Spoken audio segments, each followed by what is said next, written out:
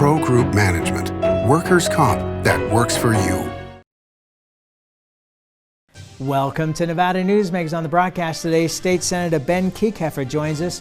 We'll look at what Nevada looks like post-COVID. It's all coming up next on an all-new Nevada Newsmakers. Hello, is this D&D Roofing?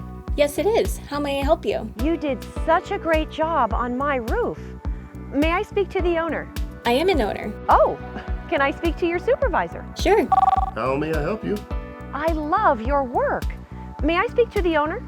I am an owner. We're all owners. Well, that's why at D&D we work so hard to keep your home safe and sound. Oh, no wonder. D&D Roofing and Sheet Metal. Local, employee-owned, here for you. Retail's impact on Nevada's economy? Enormous. 8,600 businesses, large and small, employing 145,000 workers. And last fiscal year, retail paid tax on nearly $60 billion in sales. We're the Retail Association of Nevada. We support retail, we help it grow, and we mean business. RANNV.org. Pro Group Management specializes in providing industries with the necessary components to satisfy and exceed workers' comp requirements.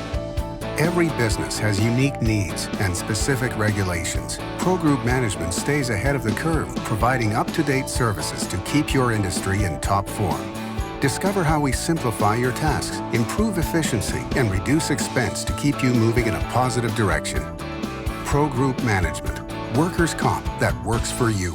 Truck drivers are some of the hardest working people you'll meet, delivering over 70% of America's freight and 92% of Nevada's. When there's a natural disaster, they're delivering critical supplies to help those communities recover and rebuild. Every sector of the economy and our nation's military rely on truck drivers. So let's take a moment to say thank you. On the open road or city streets, our truck drivers are rolling to make our economy and our nation stronger. Trucking moves America forward. This is Nevada Newsmakers with host Sam Shad, a no-holds-barred political forum. Now, from the Nevada Newsmakers broadcast headquarters, here is Sam Shad. And back on Nevada Newsmakers, we're always pleased to welcome back to the program State Senator Ben Kieckhefer of District 16. Pleasure to have you back on the program, Thanks sir. for having me, Sam. So Congress is coming back this week as we're taping this. It's the day after Labor Day this morning. And do you think that we're going to see a fifth round of funding that's going to include the states and the counties? Wow, predicting the federal government, just lead off with a bang. I don't know. I hope so. I think that there is a need, particularly at the state level. I think conversely, though, the federal government seems to be more focused on local government than state government. I think that there were some problems when these discussions started that states, not Nevada, but other states had talked about using federal stimulus money to bail out their pension funds and things like that have had historic problems. I know, Illinois was talking about that. And that sort of set everything off on a bad foot to talk about stimulus dollars coming to the states. The federal government has sent an incredible amount of money to the state of Nevada to help through this crisis. A lot of it has gone directly to people through enhanced unemployment benefits. We've seen more than $1 billion in CARES Act money come to the state specifically, and we're working through allocating all of that, but none of that was permissive for budgetary backfill, right? That we couldn't use it to offset lost revenue because of the economic shutdown due to the coronavirus.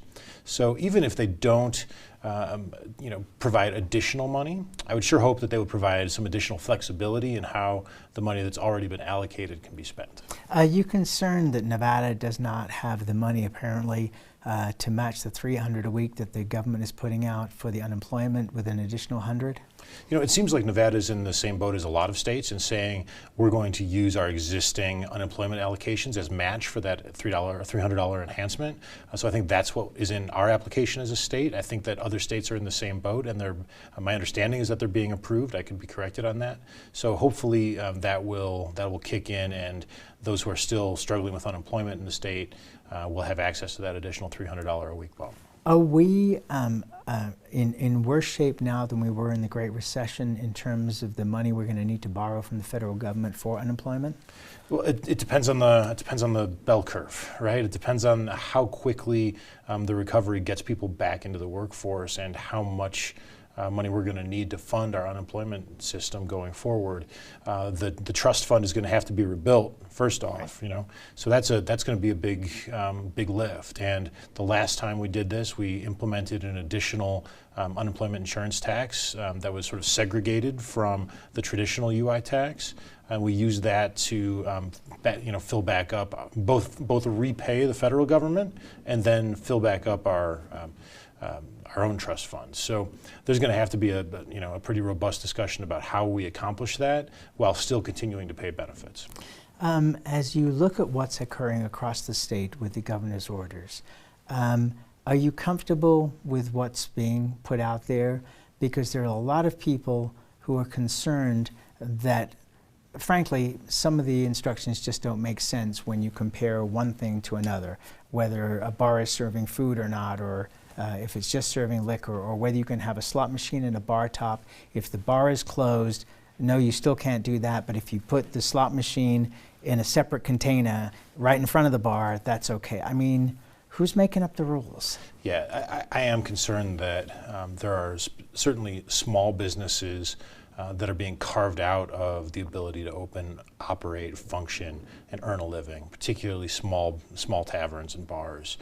There were a number of small bars that were doing the right thing, both at this end of the state and the south and throughout rural Nevada, that were creating social distancing programs, that were ensuring that people were not sitting at bar tops, and that people were following the rules and doing it right. And they still had the big hammer of government come down on them and tell them that they were no longer available to make a living.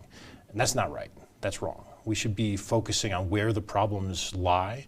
And I think an even bigger problem right now is that we're not getting the data out of the executive branch of government about where the hot spots are and what is causing outbreaks. So we're not able as a public at this point to determine whether the right decisions are being made. And without that level of transparency, there will always be suspicion that the wrong decisions are being made. I'm looking at a couple of things, because I come from not a point of knowledge beyond reading the newspapers and following the news as you do yourself, but common sense.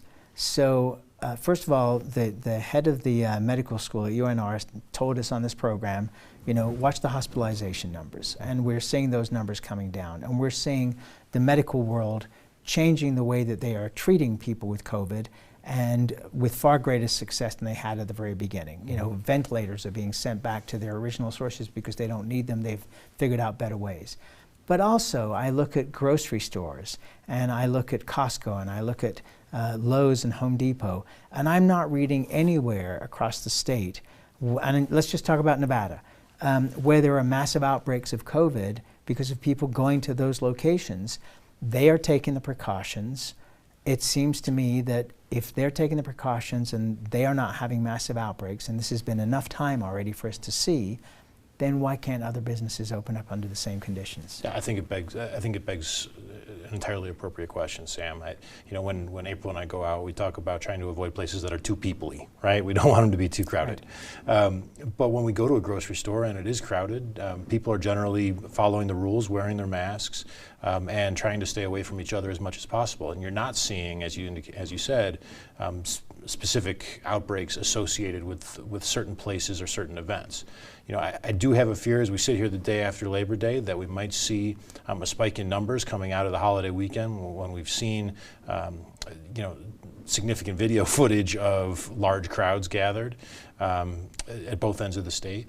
So I think as we have this conversation, we need to separate it into those sort of special events that may need specific targeting versus the general operations of business and daily life that people need to function, but also that individuals need to provide food for their families and pay their rent.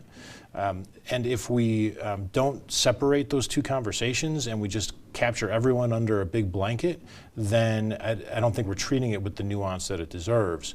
And ultimately, we're punishing Nevadans who are seriously struggling right now.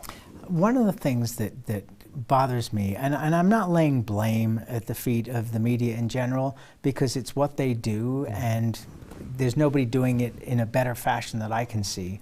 But it's almost like we have a scoreboard every day of how many people caught COVID, how many people died, how many people this and that and the other. But it's all without context. It doesn't really explain what the circumstances were. Were those people, 90 years old? And, unfortunately, when you get to a certain age, almost anything could be, falling down could be a way that you're going to end up dying. We don't have context, but it's like a sporting event.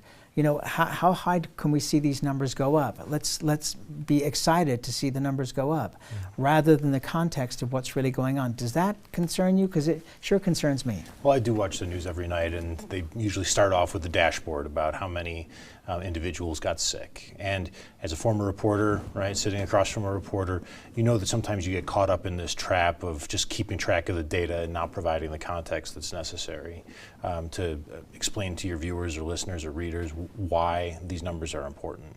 I think the media needs to do a better job of that, not just on this, but on a lot of things. But I don't think we should start writing off deaths related to a preventable disease as acceptable at any level. And I'm not suggesting that, and I'm not thinking it's not a preventable disease. Well, if you can prevent yourself from contracting it, and you know what? I mean, let's talk about that just for a quick second. And I don't mean to bag on you. We're having a conversation. This is a good here. Conversation. The whole idea of all these controls was to flatten the curve so that hospitals weren't overwhelmed. There has never been a discussion, to my knowledge, that we're going to cure without, some kind of vaccine. Coronavirus, it's a virus. It's like any other virus. It's from the common cold to the flu. You go through the list. This virus is going to work its way around the planet, and it's not going to be done till it's done. So we can't stop it. We can only slow it down. And at what point does the cost to society become so great in terms of, child abuse, in terms of domestic violence, in terms of suicide, in terms of people having mental issues from not having an income, not having jobs? You got to balance all these things out, and we're not going to solve the virus problem. That is Mother Nature. Well, and I don't disagree with that. And that's why I've been a strong advocate for getting schools reopened, right? Because we know that the damage that's going to be done to kids by staying home in sometimes abusive environments, in areas where they're unable to, grow within their social and emotional intelligence, is going to do far more damage to them than potentially getting a virus that doesn't get them very sick on average, right? Not by the gross average. So you're right. It's a complicated problem, but I don't think we should start saying this is an acceptable amount of death. Well, no, virus. Of course not. Look, and I don't want anybody to think that I am heartless. Any death is unacceptable to those of us that care about our loved ones. So, let's rest it there. Let's take a break. We'll come back and let's look at some positive looks toward the future that you've been thinking about, and we'll do that right after this timeout. Things are heating up at the Carson Valley Inn. Win your share of $200,000 through September 26th. Cash and free play every weekend, plus 5 times points Fridays. The good times are at CVI. Because of UMC, there's a wide open road ahead of me. Because of UMC, she can grow up with her twin sister. Because of UMC, I'm here to help you. UMC, the highest level of care in Nevada. The signs and symptoms of cataracts can start out small with subtle changes in your vision. So don't wait. Be proactive and take your vision into your own hands. If you're experiencing the onset of cataracts or just have questions, contact your eye care professional or call Eye Care Associates of Nevada today. Dr. Hiss has years of experience specializing in the surgical correction of eye disorders and has completed over 84,000 vision correcting procedures. At Eye Care Associates of Nevada, we'll change the way you look at the world. As you know, Reno is booming. Toll's development company is helping it grow with insightful design and development, building community with every project, adding beauty, adding excitement, emphasizing our shared humanity. Reno is becoming bigger. Toll's development is helping it become better, more livable, more enjoyable. To learn more, go to tollsdevelopment.com. tollsdevelopment.com. Things are heating up at the Carson Valley Inn. Win your share of $200,000 through September 26th. Cash and free play every weekend, plus 5 times points Fridays. The good times are at CVI. This is Nevada Newsmakers. And back on Nevada Newsmakers, we continue our conversation with State Senator Ben Kieckhefer of District 16. When I first approached you to do this interview, we talked about possible topics, and you said, you know, I want to get beyond the pandemic. I want to see where do we go after this? And where are you with those thoughts? So I appreciate the opportunity, Sam. This is a project that I've been thinking about for several months now. And what I'm doing is sort of using my podcast forum to have a broad sort of 3-month discussion about the future of Nevada's economy that I'm calling the Nevada Recovery. And in this series of podcasts, they're going to come out bi-weekly. I'll talk with experts about their specific industries. I'll talk to advocates. I launched the first one with Jeremy Aguero, who you know well, to talk about Nevada's economic makeup and what the impact of this virus and our shutdown has had on our economy and what it's going to look like on the back end coming out. You know, we spent a lot of time worrying and thinking and talking about how to make people stable while they're unemployed. And that's important and that's good, but we just have not had a lot of conversations about what's next and what this paradigm shift might mean for the Nevada economy going forward. And I'll give you an example. The realization that people are still going to be productive from home is probably going to cause a lot of employers to say, maybe I don't need all the overhead associated with this massive office building, and I can reduce my footprint, reduce my overhead, and allow people to work remotely. And that can mean a lot more commuting from home for people in Nevada to anywhere in the world. And while that existed already, I think that's going to become a lot more prevalent. And what does that mean for Nevada's housing market, right? What does that mean for our tax structure? What does that mean for the social services that are needed for our state as more and more people move to Nevada to enjoy our great lifestyle without having a sort of corporate footprint aside from their computer? Those are the kinds of conversations we really need to be having to understand what the next 5 or 10 years is going to be, and not just an effort to get through today, this week, and this year. Okay, so you have a large family. I do. You've got a whole bunch of kids. 4. I mean, a whole bunch. Well, it's a group, with your life experience, your wife's life experience, do you feel that people are going to enjoy a life where their work function is only at home? You know, we were talking about social needs earlier on. It seems to me that the workplace is a place of structure. It's a place to get away from your daily life at home. It's a different experience, whether it's 8, 10 hours a day, whatever it might be. It's interacting with other humans. We seem to be losing a lot of things, and this is beyond just COVID, but we have a whole generation of kids coming up who, when they get into the workforce, they have to be trained to answer the phone. They are not used to actually answering the phone. If it's not a text, God forbid it might be an email, the communication, and you and I are both communicators, doesn't that strike you as something that is needed and that we have to figure out a way to get back to? The social interaction of the office place is certainly something I miss, right? I'm a social creature. I love my coworkers, and that sort of social aspect is certainly something that I, as an employee, miss. I think from a sort of corporate structure standpoint, I don't get to make that decision, right? That is going to be a decision that is made in boardrooms all across this country and throughout the world. So the key is going to be finding that balance for each individual. right? And if you're not, if the office place is your sole outlet for social interaction, maybe we get back to some of those structures that existed before, right? And you start thinking about concepts from bowling alone and the social capital discussion that we've had in this country for the past 30 years or so. And are we going to re-engage socially in ways that maybe we haven't for the past couple decades, but did a while ago?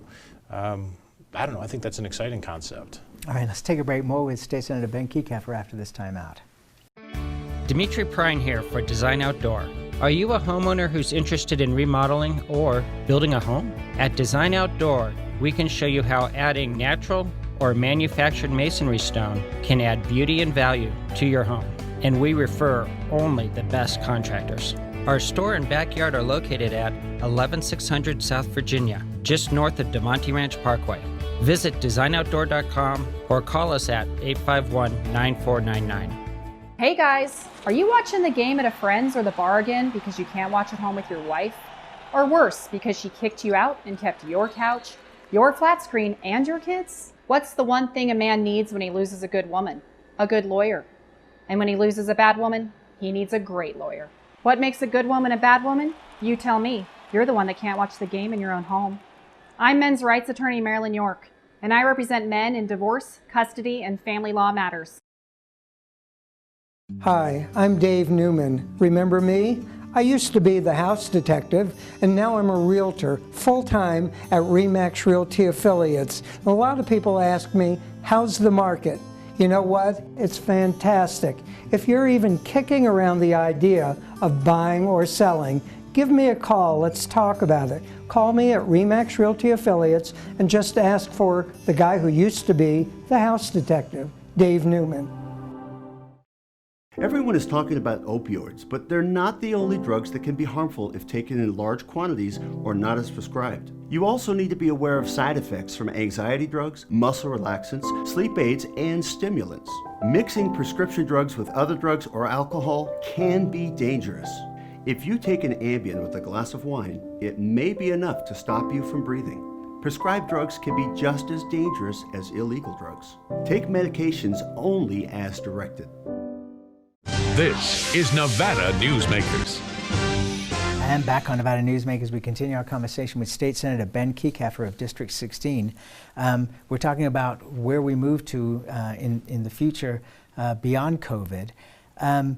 It seems obvious at this point now that things that might have been 5 or 10 years down the road, robotics, replacing humans in certain jobs, and as we've seen, and I'm going to throw this out there, you don't have to agree, but it seems to me that a lot of large corporations are laying off vast amounts of people that are beneficial to that corporate structure, whether there was COVID or not, that they were too heavy in employees, and this has become, if we want to call it an excuse to be able to do what needed to be done to make these companies more nimble. Do you agree, disagree, have no opinion? I think it's hard to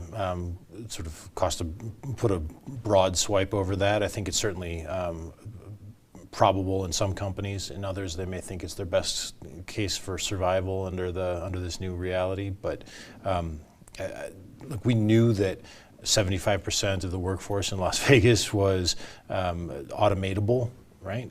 Due to previous studies that came out a year or so ago, and this could certainly be accelerating that, and is certainly accelerating that.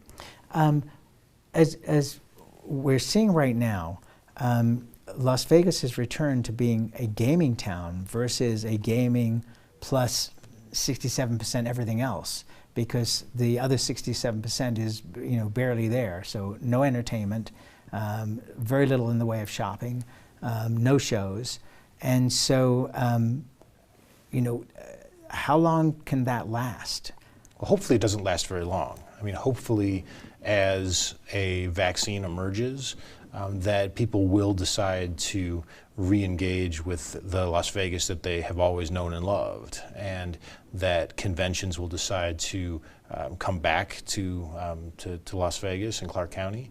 And I think they will. And I think the studies that have been done by the LVCVA, by Jeremy Aguero himself, indicate that people are going to come back to Las Vegas in a way that looks a lot like what they did previously, but it is contingent upon knowing that they can do that safely, not just hoping, but knowing. And that probably hinges on a virus vaccine that has been in place for a certain amount of time. And the lag time to build that back into our economic structure is a while, right? These shows take a long time to book, organize, plan, and until we have that lead time, we're not going to see us back at full capacity. And you know, when people like Jan Jones first said on this program that it was going to be 2 years before we saw the state and Las Vegas in particular come back to normal, it was kind of a shocking number. Now it seems like it's a very realistic number. Well, when CES canceled, this Consumer Electronics Show canceled for this coming January, you know, my stomach fell out a little bit. It was that's difficult. That's the biggest convention in the world, and it's sort of the heartbeat of the Las Vegas convention and tourism business. So them being gone for a year is going to have a hit. But hopefully 2022, it's back in place, and I think that probably jives right in line with what Ms. Jones-Blackhurst was talking about. If people want to get to your podcast, how do they find that? So they can find it if you follow me on Twitter, Facebook, through my website, benfornevada.com, or you can find the podcast on any of your favorite platforms, whether it's iTunes or Spotify or Anchor. You can find it there and have a listen. I hope you like it. And that's where we have to leave it. Thank you, sir. Appreciate it, Sam. I will. Thank you. We'll be right back. A bird's eye captures its surroundings at different heights. At Brian Culpa Photography, we can make your imagination soar over buildings, parks, cityscapes, and beyond. Brian's images tell the story and get the job done. If you need a new perspective to tell your story, contact Brian today. Brian Culpa Photography. Experience the bird's eye view at brianculpaphotography.com.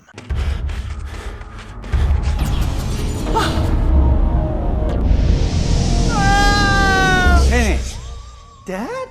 What are you learning? This place is great. Huh? You gotta try this. Wow, this stuff is great. People are gonna love it. Yes. Yes, they will. As you know, Reno is booming. Toll's development company is helping it grow with insightful design and development, building community with every project, adding beauty, adding excitement, emphasizing our shared humanity. Reno is becoming bigger. Toll's development is helping it become better, more livable, more enjoyable. To learn more, go to tollsdevelopment.com. tollsdevelopment.com. Take a look at Pro Group Management and see how your workers' comp requirements can be met head-on. By taking a proactive approach, Pro Group can assure that your company is meeting or exceeding state and federal standards. As you move forward in your industry, Pro Group moves with you, simplifying regulatory tasks, clearing the way so you can get the job done and look to your future success. Pro Group Management. Workers' comp that works for you. As always, you can watch Nevada Newsmakers 24 hours a day at NevadaNewsmakers.com. We'll see you on the next show.